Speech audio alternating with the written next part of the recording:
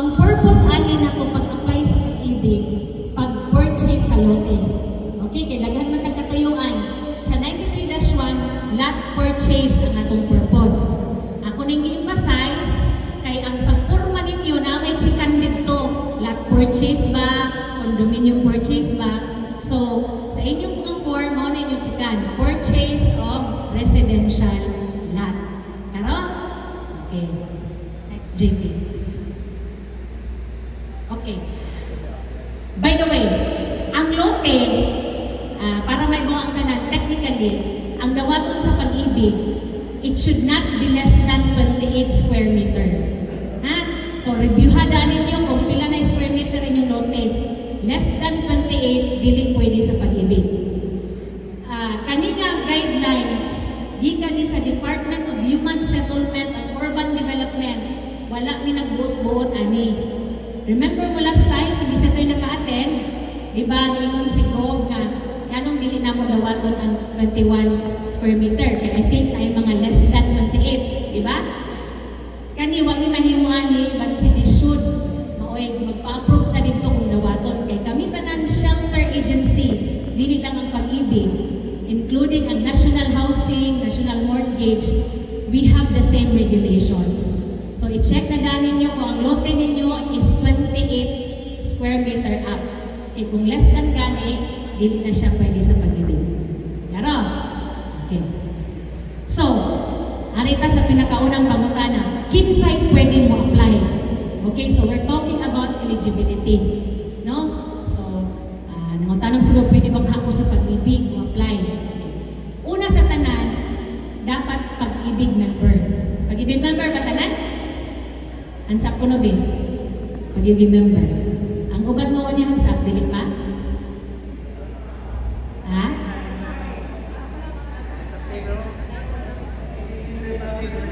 Okay. Okay. Ako rin giklaro, kaya ang maka-apply sa pag-ibig, dapat member sa pag-ibig. Okay? Kaya dapat 24 months member.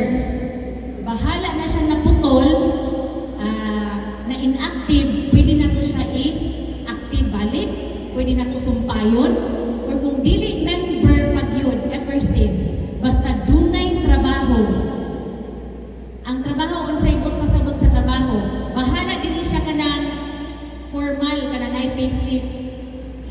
Doon na tayo gitawag ng other working group, katong mga informal earners. Example, vendor, tricycle driver, member na natanan, pwede na mag-member sa pag-ibig as long as doon na tayo kita kada adlaw. No? So, inig-register ani nila, under sila sa other working group. Kani sila ang katong mga gagmay sweldo, pero na ay sweldo kada adlaw. Kuha? Sari-sari store, gawa na register sa BIR, mga ana ba? Mga sideliners, mga barbero. So, mao ni sila mga other working group. Kadtong walay payslip or wala na trabaho sa dili empleyado sa usa ka kumpanya. Okay?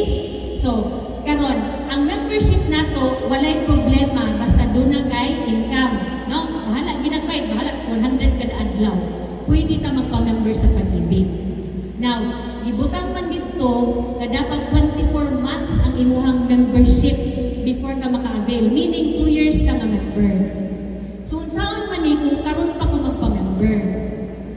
Dili problema kay ang atong membership na 2 years, pwede siya mabayaran lump sum. Pero dili dayon karon. Unya na kamo lump sum kung ready na ang papilis, ready na ang pag-ibig application. Kay dunay ni adto sa pag-ibig nga nilamp sum siya, 93-1. Nilamp sum siya diretso, wala pa'y papilis. So katong iyang nilamp sum na equivalent to 2 years, ang count na mo ato 1 month lang. So meaning, inigabot sa time na mo apply na siya, kinahanglan siya mo bayad og 23 buwan equivalent times 200. Hinuon savings to niya, pero kita, as may na lang po yun na paglamsang file na yun. Okay? So kinahanglan mahibaw ni tanan. So unsa may buhaton kung dili pa ko member na, mo avail ko aning pag-ibig loan. Pag monthly lang sa mong bayan. Unya na mo pabayron og lamsam by the time nga mo apply na taani na lot lot purchase. Klaro? Okay. So, dapat members. So, walay problema ang membership. Okay? So, kung magpa-member, pwede man nato nga ma-facilitate kung kansa pa itong dili member, kaya doon na tayo mga, pwede na mo magpa-member bisan asa ka branch sa Pag-ibig. Kung sa'y dool ninyo. Sa ato din, sa 93-1, lain man mong barangay, no? So, doon na tayo Ayala, sa Murag Kadaghanan sa Ayala branch yun magpa-member. Okay? So, wala itong una-unang ang membership. So, kung wala na problema, member na, so check ka sa first na requirement. Ikaduha, by the time mo apply on housing loan lang gihapon akong ikuan ha, pero automatic na siya nga lot purchase. By the time na mo apply, dapat dili mo sobra og 65 ang edad. Okay, so nag-eliminate na ta ha. Kadtong mga retirees, wala na ito sila ma-appeal. Appeal sa retirees katong ni edad na og 66 or ang uban gani karon murag na ay mga beneficiary na 65 years old this year. So nganong kutob ra man ang 65 ang ato ang edad. Beyond man sa 65, wala na dili na sila pwede ma-insured. So ako ni i-mention ha, doon na tayo insurance kung mga borrower mo sa Pag-ibig, automatic insured mo. Pero ako ni-explain later. Okay? So, mga di ay nga, cut-off sa Pag-ibig, 65 years old, kay dili na ma-insured, dili na pwede ma-insured ang beyond 65. Claro? Okay. So, ang atong maturity date sa loan, kinahanglan ang edad ni mo 70 years old, fully paid na inyong loan. Okay? Maturity age na siya ha, 70. Pero ang cut-off age sa pag-apply, up to 65. Now, diri na itong makita, kung mo-apply mo sa loan sa Pag-ibig, tanawon man nato kung pila ang pwede ninyo terms of loan payment. Sa Pag-ibig, ang pinaka-maximum nato is 30 years to pay. Okay? Sa katong nag-edad o legal age, na doon na trabaho up to 40, eh di ba 70 atong maturity age? Mao na siya nga 70 na maturity age minus 40 years old or any age below 40, 30 years to pay. Yan. Ako, for example, 45 years old naman ko, ma'am, pila na akong remaining loan term sa Pag-ibig na pwede mo avail. 70 minus 45, pila? 25 years to pay. So, mao na ang ato ang pag-determine sa ato ang loan term. Now, importante man gud siya kay number 1, diri magbase ang ato ang amortization, ato ang sweldo sa atong edad. No? Kay the longer the loan term, mas gamay ang ato ang amortization. Okay? So, 30 years to pay, kadugay pa ato. Una pa kumaimpas ani kaysa akong loan. Diba? So, ang point man good na i-maximize ninyo ang inyong edad, ang loan term based sa inyong edad, kay aron gagmay ang inyong monthly. Total, sa Pag-ibig, pwede man mo mag-accelerated payment. Anytime, pwede mo makabayad sa principal, aron makasave mo sa interest rate nga allocate for that 30 years to pay. So meaning, itagaan na mo ganang room na mas gamay inyong bayaran monthly, naaaragid ninyo nga kuno ang ganahan mo fully paid, paspasan ninyong bayan. Okay? Even, pwede ta mag-fully paid sa atong loan ahead of time nga walay bayaran. Kaya sa bangko, kung mo fully paid ka, doon ay gitawag na pre-termination. Okay, 30 years to pay, fully paid mo 20. So, ang 10 years na remaining, wala na sila makita, di ba? Wala yung ginansya. So, nagpabayron mo in a form of pre-termination fee. Sa Pag-ibig, anytime pwede mo makabayad full payment, ang interest na atong computer, kutob ra sa adlaw na ni fully paid ka. So, even if you choose the longest term, 30 years, pero di fully paid mo siya by 10 years, ang imong interest na dibayran 10 years na kutob. Walay labot ang 30 imong gipili nga loan term. Okay? So, diminishing balance ta based on diminishing. So sa to pa, inyo yun ng pagbuot kung ganahan mo fully paid sa inyong loan. Ang pag-ibig, nihatag lang ninyo kanang guidance na, okay, kaya pwede man po mo mapili o 5 years to pay lang ko kay dugay kayo na ang 30 years. Pero dakong bayran ka na monthly.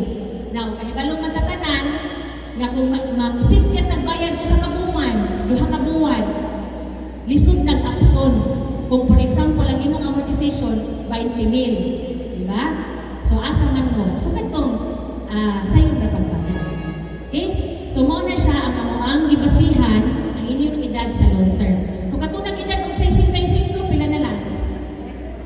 5 years. Okay. Maunang importante nga, karon po, inyo po ng desisyon nga ako ba'y ma-loan based sa edad or doon naman ko'y anak nga mas batanon, gamay kong sweldo, pero mas batanon, makatinan pag 30 years. Okay. So, example, okay, murag 5 years naman lang po niya, murag dako ang amortization, ako na lang palonon ang akong anak. So, siya'y principal borrower, ang iyang edad mo ay basihan. Now, kahibaluman ta, for example, sa sweldo, kaya doon naman po tayo requirement. For example, sa 1 million nga loan, ang atong gross income na kinahanglan monthly is 18. Yeah, example lang imong anak, 15 mil ray sweldo, diha na ka mo come in as co-borrower. Kaya anyway, doon naman kay sweldo po, no, kung maka-retire. So, co-borrower ka sa imong anak. Pwede ka na na-set up. Okay, total, within the family raman. So, ingana ang atong unya buhaton sa dunay mga kaso nga ingani nga doon naman may ginpreparar nga pre-qualification report katong among gihimo na daan, makita ninyo pira maximum loanable amount aron doon na mo idea nga okay ko tong gadi akong sweldo diri magginahanglan ko ko borrower. Okay? So, buha na? Okay. Of course, ikatulo, legal capacity to acquire. So, automatic na nino, dapat legal age, no? Then, wala pa may housing loan tanan, no? First timers na tanan, no? Okay. Eh, doon naman tayo mga blacklisted. Itong ni-file sa una nga wala pa bayad. So, tanawon pa nato if pabalikon sila loan. Pero depende pa sa reason kung valid. Okay? Last but not the least, katong naka-avail of multipurpose loan. Familiar mo, ani? Usay gani salary loan, pero ang salary loan is SSS. Ang pag-ibig multipurpose loan, katong inyong hulman, inyong savings, 80%, payable within 2 years. Dili kinahanglan i-fully paid. Basta updated lang imong bayad, pwede ka ka-avail of block purchase. Okay? So, pwede ka siya dumanon. So, mangutan ako, sayo na ang eligibility requirement sa pag-ibig? Sayo na no? Okay, so mauna ha. Una, member, 2 years. Kung dili member, basta may trabaho, pwede instant member, pero dili sa palamsam. Pa-monthly hasa. So, dool mo asa kinadulan ng pag-ibig, pa-register. Then, pag-monthly sa mo, increase na ba mi? 400 na. Pero pa advisory. Pero, sus, 200 pag itaon. Actually, 200 na nasa inyo. Kung doon na may employer, 200 sa employer. Kami may kinagamyan premium ha. Ya, dugay na kayo na. 1970s pa na ano ang 200. Ya, 100 in iyo, 100 sa employer. So, savings ba yan eh? So, okay. Sunod. So, klaro na eligibility ha. Okay.